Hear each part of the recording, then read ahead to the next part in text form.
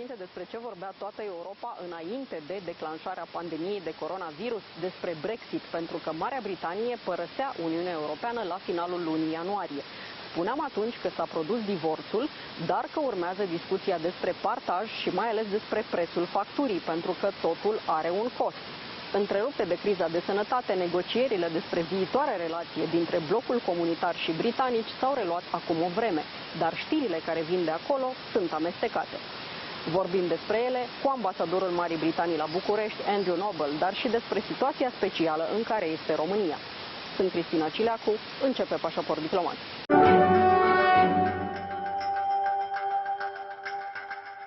Ziua oficială a reginei Marii Britanii s-a sărbătorit anul acesta într-un cadru restrâns la Palatul Windsor. Motivul este același ca pentru toate evenimentele amânate sau anulate în acest an, pandemia de coronavirus. Suverana Elisabeta II s-a bucurat de o mică paradă făcută de binecunoscutele sale gărzi și o fanfară militară.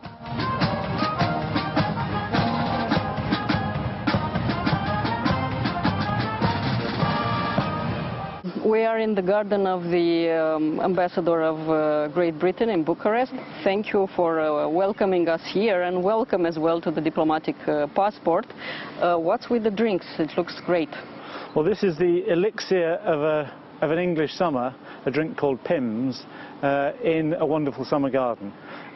And so we've recently celebrated the official birthday of Her Majesty the Queen. So we usually toast the President and people of Romania and the Queen and the British people. To them all. Cheers. Cheers. It's very good. But let's talk about politics now. Long live the Queen. Cuvintele cercetătorii britanici formează o sintagmă care a devenit obișnuită pentru noi și, de regulă, ne amuză de descoperirile pe care le fac. Dar munca lor este cât se poate de serioasă, iar în Regatul Unit se lucrează de ceva timp la un prim vaccin împotriva COVID-19, care a fost deja testat pe oameni. Cercetătorii de acolo sunt cei care au făcut și vaccinul împotriva virusului Ebola, iar acesta este doar un exemplu. United Kingdom is now, like the rest of the world, in a search for a vaccine to cure the COVID-19. How come UK is so strong for finding this cure? Well, we have a long tradition in finding this sort of remedy. We're looking both for vaccines and for treatments, both of which would be real game changers. And we have amongst the best universities in the world, so it's not really surprising in a way that we also have a very strong pharma research sector. And the tests are going ahead. There are human trials already started on the Oxford vaccine. We hope that that will be successful. What's essential is that the vaccines that are found that work are available to all, because this is a global challenge and the vaccines are going to have to respond to needs across the whole world. Brexit, adică ieșirea Marii Britanii din Uniunea Europeană, s-a întâmplat deja la 31 ianuarie, dar mai sunt de purtat discuții despre cum va continua relația dintre cele două entități, după ce se termină perioada de tranziție pentru Brexit, adică de la începutul anului viitor. Recent, liderii europeni au avut o discuție cu premierul britanic Boris Johnson și au stabilit clar că negocierile merg mai departe, însă sunt multe detalii de pus la punct și niciuna dintre părți nu pare să vrea să facă prea multe concesii. The main story before the pandemic was Brexit, and now is coming back to everyone's attention because for a while the negotiations were restarted, but the news don't look so good. Please allow me to quote Michel Barnier, the chief negotiator for Brexit, who said recently, European Commission has done a lot to engage the UK in substantial discussion on these difficult issues, but UK hasn't moved an inch. How is this a negotiation? Well, a negotiation, of course, is different to a press statement. And the businessmen I was talking to this week were very clear with me that what they say in press statements isn't necessarily what's the actual facts in negotiations. The British government has made clear that we want a free trade agreement of the sort that the European Union has negotiated with many other countries. And the proposals that we've put forward are all based on precedents that the EU has already. So with the right political will, we think a free trade agreement is very achievable, even though time is tight. To base ourselves on precedent means that there's relatively little risk in that negotiation. And so we're hopeful that that will now move on a pace and that we will have the negotiation a deal and things can move smoothly from the 1st of January next year. But do you think the time is enough? Because even before the pandemic started, the discussion was also about the period of time considered not sufficient enough in order to complete, correct all these negotiations. So is this doable in a shorter period of time? Well, from what I've seen of the detailed negotiations, and remember this isn't just two guys negotiating a simple agreement. At one of the rounds of talks in one of the weeks of talks, we had 250 British participants. They spoke all week. That's an awful lot of discussion with 250 at least opposite numbers in the EU. So the amount of effort going into it is huge. The number of areas to be covered, all being covered by specialist teams, is actually very impressive. There are some tricky issues. That there will always be tricky issues that are required to be settled in the end game of a negotiation. But from where I sit, from the evidence I've seen in front of my eyes, I think there's a lot of technical progress been made, and there's no reason at all why this deal can't be done. Indeed, I think the British economy needs it. I think the Romanian economy needs it.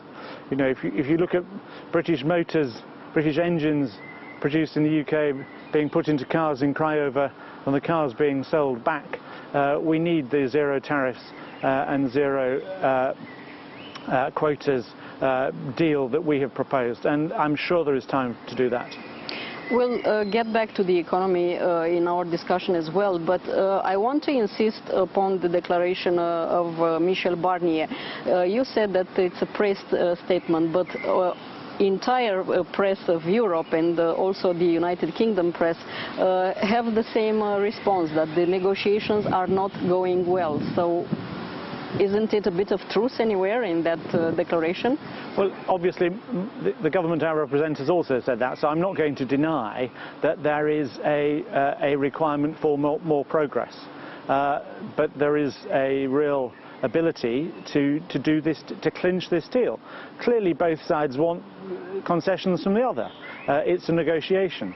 But I think the common benefits to be got from an agreement as broad as this, and it's free trade, but it's also aspiring to have elements related to crime fighting and many other areas, atomic safety.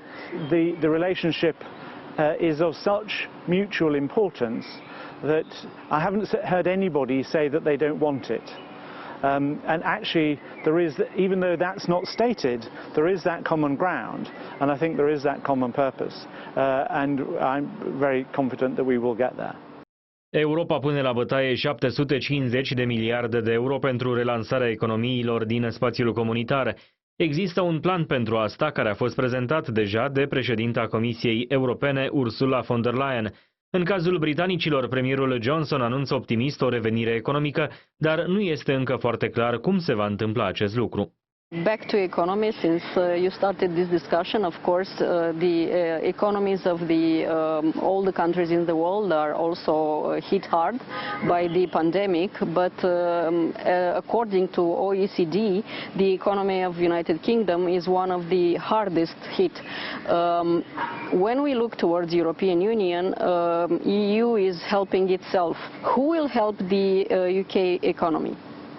Well, the British government's helping the British economy, and the British government has put in huge amounts of funding to ensure that the short-term problems don't affect the long-term chances of the UK. If you look back over the last 10 years of Britain's EU membership, I think you'll see that actually it's also the British government that did most for the effectiveness of the British economy in producing levels of growth right at the top of the EU League that created jobs and a level of unemployment that is second almost only to Romania in terms of the amount of full employment that we've got at the moment. So I think we have a lot of confidence in the creativity and adaptability and speed with which businesses can find a resurgence. I mean, we have some of the fastest procedures in the world in terms of creating companies and bringing new products to market, be that in goods or in services. So I think I don't think that's an area where we are worried about the medium term, but clearly in the short term there's a real need to get businesses working again. We're seeking to open business as fast as we can, as long as it's safe to do so. And again, everybody is doing that, and I'm sure we will ultimately succeed. And as a backup plan, if the negotiation with the European Union won't work well, how will this affect United Kingdom economy? I don't know if you've heard anybody talking about that. I didn't, but, no. But this could be a scenario. Well, it could be a scenario, but I think scenarios that nobody at all is talking about are probably not scenarios in anybody's playbook.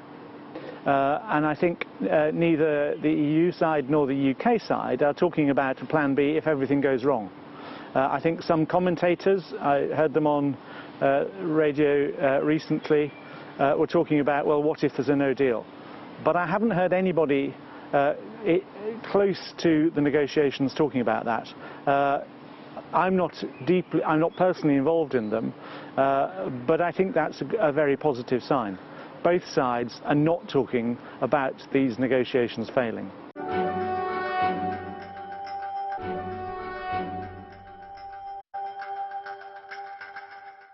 Vă vrem înapoi. Asta le-a transmis premierul Boris Johnson lucrătorilor europeni care au plecat în vremea pandemiei înapoi în țările lor.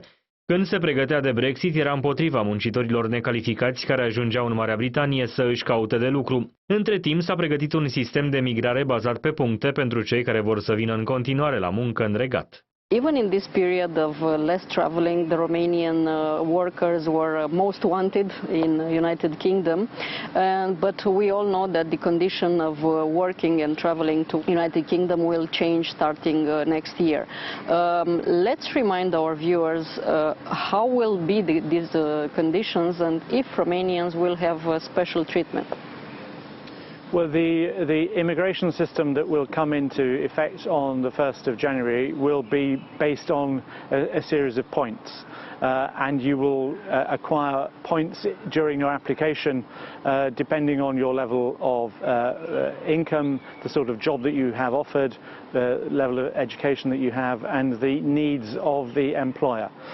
So there will be a procedure that you will have to apply through, but that's essentially the procedure for people who want to move to the UK for residence.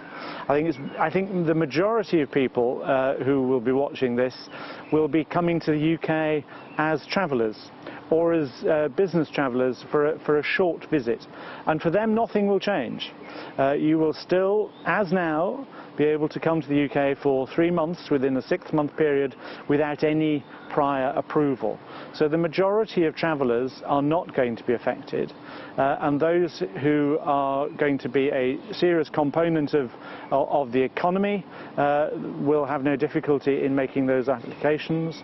And there will also be special provision for people like seasonal workers, and there's been a lot of focus on seasonal workers during this crisis, and they will also be able to continue. Prince Charles sent a few messages towards Romanians in these hard times, and I asked you before, but I have to ask you again, how come we receive this special treatment from his side? Well, the Prince of Wales has a very special place in his thoughts and in his heart for Romania. He's been visiting this country annually for a very long time, and I think it's an exceptional relationship he has with this country. As he said on many occasions, he's got blood relatives here, at various stages through history. Queen Marie, obviously, is a blood relative. Vlad Țepeș is a blood relative, thanks to Countess Claudia from Sant Giorgio de Pădure. So there's that, but there's also a sympathy and an approval from him about how Romania has acted as a custodian of the best of human engagement with nature, and how Romania has been a custodian of traditional crafts, of a traditional way of life, which altogether produces this wonderful country that actually Brits are in love with when they come here. But actually so are the blood links in the Romanians who've gone there and the Brits who've come here. And that's a really powerful link. And if you look at the fact that there are more Poles in the UK than there are Romanians, we think. The numbers are very close, but the 1% of the British population is Romanian by origin. That's a very powerful blood link. If you look at other migrant communities who've made their homes in the UK, you see them after a generation or sometimes less actually being a really load-bearing part of the British system. Look at our finance minister, our interior minister, both are from migrant backgrounds, and I would expect, putting the camera forward 10 or 20 years, I would expect to see Romanian origin politicians in the UK, Romanian origin entrepreneurs, and that's going to be a really powerful link between our two countries, which is already there. It's already got strong roots, but it's definitely going to grow in its impact. China poate lăsa impresia că știm multe despre ea, dar cine a spus că Estul este o carieră avea mare dreptate. Relația dintre britanici și chinezi este una veche pentru că trecutul colonial al Regatului Unit s-a intersectat și cu teritorii chinezești. Mai clar, au o istorie comună care le permite să vadă prezentul într-o perspectivă aparte. Recently there was some declaration first of the Secretary General of NATO, who actually called China a bully, and it was the declaration of the representative of European Union proving the fact that China worked a lot upon disinformation of our citizens. Your country is not longer in European Union. Is it going to change its policy to China as a result of all these international movements, let's say? If you mean, are we going to change our policy in terms of something sudden, in a radical departure? No, of course not.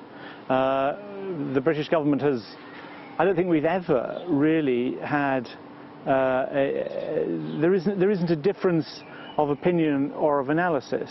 I think there sometimes is a shading, a subtle difference in how we go about it. I think there are voices internationally which are prepared to look at an aspect only of Chinese behaviour rather than the full scale, and there are political phrases used about China which I don't think reflect the totality of any country's engagement. China is not a fact that one can wish away, nor in our globalised economy is it possible. Chinese produced PPE is utterly vital to the survival of the world in terms of coronavirus 19, and that's not actually part of our political discourse. Things like Chinese participation in 5G or in nuclear power has been very controversial, and some countries have said no, never. What the British government has said is, well, we want to actually look at the risks and make sure that we're not engaging the risks, but that we are engaging with this major world economy and major world population. We engage with China all of the time. Look at the number of Chinese students that we have in British schools or in British universities. Look at our interactions economically. Anybody who's prepared to make a comparison with the old Soviet Union, actually the things that one sees are very different. Yeah. So I think it's a very complex picture. Certainly there are elements of their behavior which is purely unacceptable, and in Hong Kong we need a return to proper observation of the international agreements on how Hong Kong should operate, and these are things that we are prepared to call out. But I would hold back from a very broad and simplistic negativity. Talking about Hong Kong, do you think that as we see now China and the United Kingdom has a lot of experience with China, especially in the case of Hong Kong, do you think they will return to the old ways of working, or they will impose what they want now to impose? That's a very cleverly worded, very hypothetical question, which if I were a China expert I might sort of think about. Since I've spent 5 days of my life only in China, I'm going to pass. This is a very diplomatic answer as well, very cleverly one. Ambassador of Great Britain in Bucharest, thank you for this interview and also for this private party of the Queen's birthday. Thank you very much. Let's say cheers to that. Cheers to that. Cheers.